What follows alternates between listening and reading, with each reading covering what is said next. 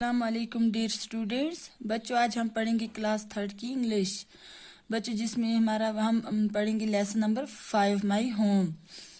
My home बच्चों क्या ये एक पोएम है, माई होम मेरा घर। बच्चों ये जो पोएम लिखी है हेनरी हलाम ट्वीडी ने लिखी है। Let's read. Of all the houses in the world the one that I love the best is that in which I wake and play and lay me down to rest।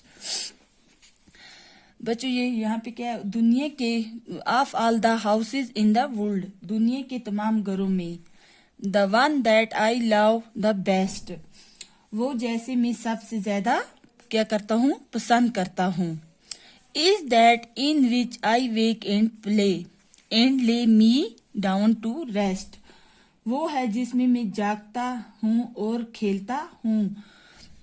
O and ले me down to rest, और मुझे आराम करने के लिए लिटा दे।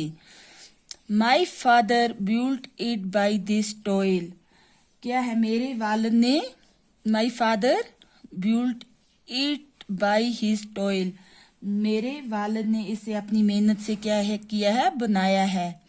My mother makes it home, मेरी माँ क्या करती है, मेरी माँ इससे घर बनाती है। You can not find A happier place, आपको खुशी की जगह नहीं मिल सकती। हैप्पियर प्लेस हो गया खुशी की जगह, आपको खुशी की जगह नहीं मिल सकती।